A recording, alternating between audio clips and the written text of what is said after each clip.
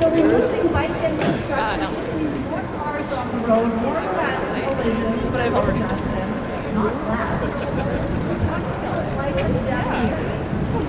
But it's not. Like, I'm not even ever gone around all over on like public transit like that. Like, it sounds like. I say hell no. We fight back. I know it's not. Famously far. We know I think it's so that bike lanes save lives.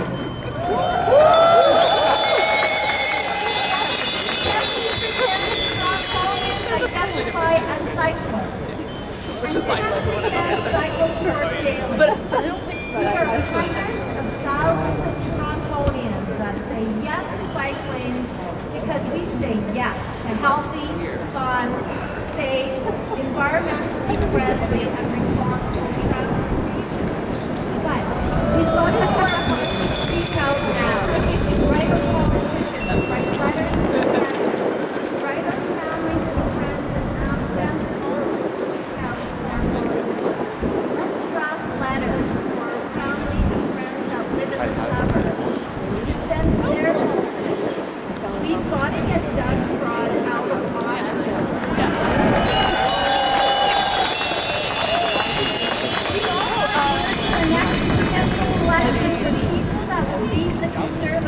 Whatever candidate or party that's more likely to win. We can't split the vote this next election. We have to be strategic. Vote strategically, donate strategically, volunteer strategically to ensure Doug Fraud and his fraudsters pack up and leave Queen's Park.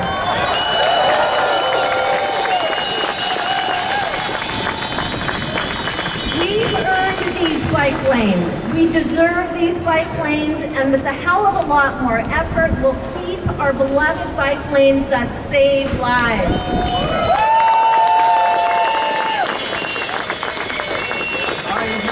I was on the second committee when we had one and thought the living legacy for Tooker would be a great idea, and now you cannot rip them out. It's pretty obscene because the reason for the 1992 study was that the former city of Toronto wanted to do something about the climate crisis, what to do to make it safe for the most energy efficient machine of all, the bicycle.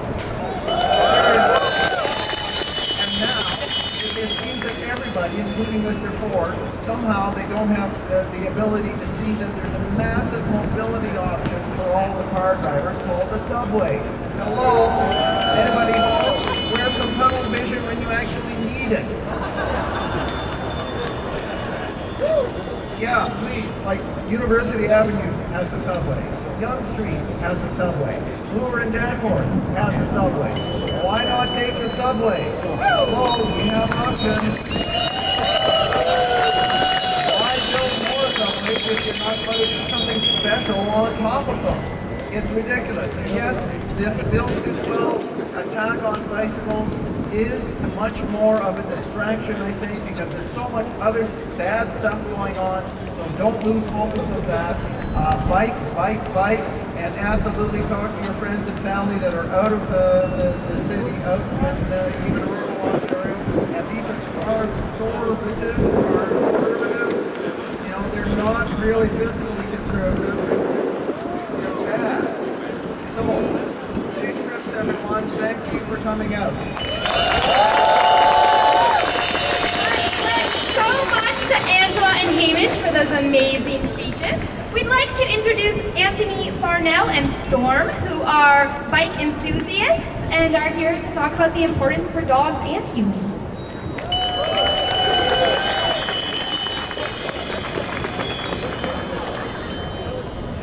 Hey everybody, I did leave my dog at home today, but maybe I can take the Storm alternative here and just talk for dogs, talk for people, talk for safety, because without getting political, and I know this is a political thing, both you and two, we all disagree on that for various reasons. I really am a big advocate for the climate, for environment, for safety as well. And those things should not really be political, even though they are. So, as far as my journey, I came here from Montreal. I understand bike culture. I understand a bike community. I also understand how things can snowball. How if you get more and more people involved, more people feeling safe biking, it just grows and grows until it's ingrained and you don't have the same clash between cars and bikes. It's not a culture war. It should be something that we all agree with, and many of us drive cars just as we like to bike.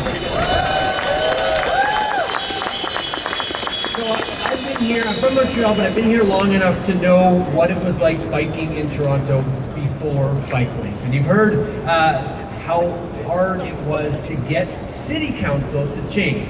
And by the way, there's a whole big part of it where you're now going to have Queen's Park overriding what your elected councillors are trying to do, which you So again, I've been here a long time. I've biked, I've been doored, I've fallen off my bike, I've had a lot of dangerous encounters, and I still experience that. I bike up to work. I actually bike on Don Mills, which can be treacherous on the best of days, but it is something that you experience and you realize that we can go back to that, and we don't want to go back to that because it is dangerous, and cars think that they can push you off to the side of the road and that they have the right of way. Now, I'm not going to take too much time, but I do want to go over a couple things. I'm a meteorologist. It is November 23rd. We're out here biking. And that is a great thing. It is also a troubling and scary thing. The fact it's 10 degrees, we're out here, we haven't had any snow. But that's one of the biggest complaints, is that, well, 6 months of the year, you're not going to be able to get out there and bike. Not true. It's November 23rd. In 6 months, it's June. It's next summer. So we're now, unfortunately, with climate change, going to a winter where, I mean, last year we had 40 centimeters of snow. There was maybe a month total where it wasn't ideal biking conditions. So we're heading with climate change to a reality where we have shorter winters. What is the best way to get around? Biking. What's the best for the environment? Biking. Sean agrees with me on all of this. Sean's my dog, by the way. He's been on TV with me for about 13 years. He goes in my backpack sometimes when I bike, and we just really care about safe streets, and this is something that unfortunately is going to be a fight that we all have to continue, even if things happen in the next couple of weeks and bills get passed. We have to keep fighting. We have to keep growing our community, and we also have to keep fighting back from all of the comments that come from people in very rural areas that really don't understand what it's like biking. Here's just one example. Bikes should be banned in Toronto because it's not safe. They should stick to parks.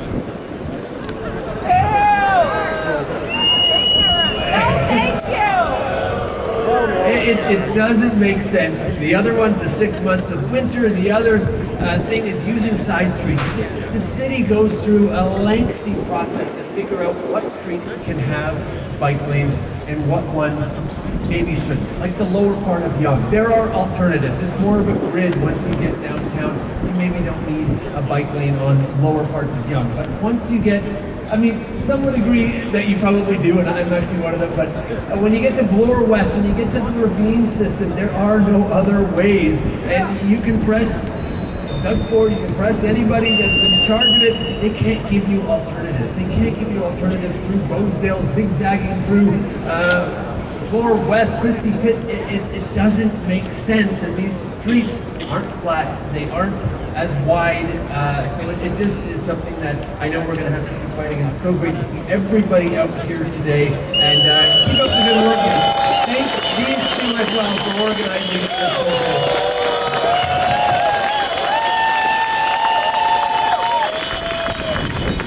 Okay, thank you so much, Anthony, for that great speech.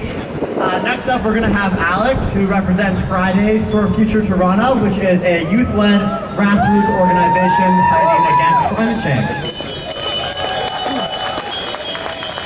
Thank you for that introduction. Hi everyone, great to see everyone here. I'm not really here to convince you guys that we need more bike lanes. I think you know already. I want to give some suggestions about how we can win.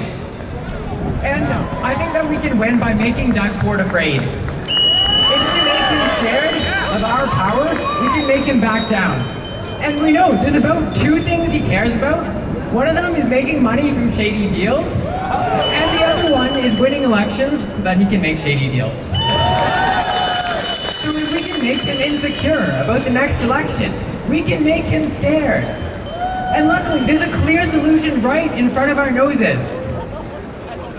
Right now, Doug Ford is on a power trip because he is in control of a majority government when only 18% of eligible voters voted for him in the last election.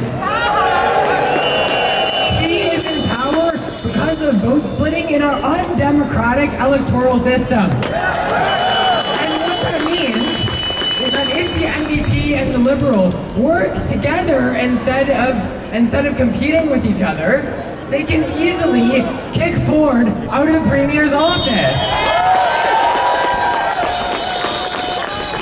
So we need to be sending a resoundingly clear message to all of our NDP and Liberal candidates. This is not the time for division. Bill 212 is yet another example of why Doug Ford is completely unfit to be in that office. Everything in our power to get him out of there. And so if the NDP and the Liberals actually care about Ontarians, if they really want to do something to help us in our fight for better transportation, they need to do everything in their power to get him out, and that means working together. When all the people who actually want a better Ontario are united, Doug Ford does not stand a chance! My second point. What Ford wants most to do in all of this is to divide us. Divide regular people, cities and suburbs, cyclists and drivers. He wants to make us hate each other. The thing that Doug Ford is most afraid of is love. We need to approach this fight with love and build unity not just with other urban cyclists, but with our siblings in the suburbs who Doug Ford is ripping off.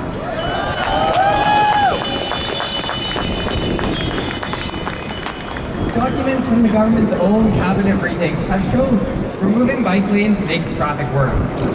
Doug Ford is betraying suburban drivers by telling them he's fixing traffic when he's actually making it worse. So we need to approach these people with love. We need to welcome them into our fight. All of us want to get around the city more quickly and more safely. So if we can all unite on that, we can fight this troll who wants to make life worse for all of us. And how do we do that? We need to expose Ford for the petty, corrupt, greedy enemy of the people that he is. Let's talk about the developer friends who are benefiting from Highway 413. Let's talk about the obscene deal with Therme at Ontario Place. Let's talk about how Doug Ford's trying to expand gas plants in the province in the middle of a climate crisis. Let's talk about traffic. Because we need to acknowledge that people are rightfully mad about traffic. But we can channel that rage back at Doug Ford. So let's talk about all the traffic that removing bike lanes is going to cause. Let's talk about how after 13 years of construction, the Eglinton crosstown has still not open. Until it does. So let's get people angry at Doug Ford about that. So those are my pieces of advice. Unity, love, and rage. If we can harness those, drives forward, the traffic troll will be scared. He will be terrified, and he'll back down. So I want to end with a chant in solidarity with the people in the suburbs who are mad about traffic. Because this isn't just about cyclists versus cars, it's about all of us. So just repeat after me, okay? Alex, and to all of our amazing speakers, we were given some really cool signs here. We're going to put them right here, so if you want any, you can just come up afterwards and grab one. Okay, so next we're just going to explain how the ride is going to work. So there are 3 rides happening today, and you can choose to go on any of them. Well, just one of them, because they're all happening simultaneously, but you have the choice of which one you want to go on. Yeah, and if you're somebody who has a sign for the ride, please go to where we talked about going. And there's going to be a ride going down University, there's going to be a ride going up north on Yonge, and there's going to be a ride heading west down Bloor. So really just pick whichever one is in the direction of home for you. And please gather for these. So if you think you're going to go to the University ride, if you can go further down towards University, towards the lights over there on the west side. And if you're going to go on the Yonge ride, if you could gather near Grosvenor over there, which hopefully should be clear. And then if you're going to go on the Bloor ride, then you should go towards Wellesley, and you can go on that path along the side of Queen's Park. So nobody should start biking until the bike marshals are on the road, because we're going to be going through traffic, so you're going to need bike marshals there. If you are a bike marshal and we haven't talked to you, please, please, please choose one of the rides to go on and help bike marshal, because we want to keep everybody safe. Thank you all so much for coming today. You're all amazing.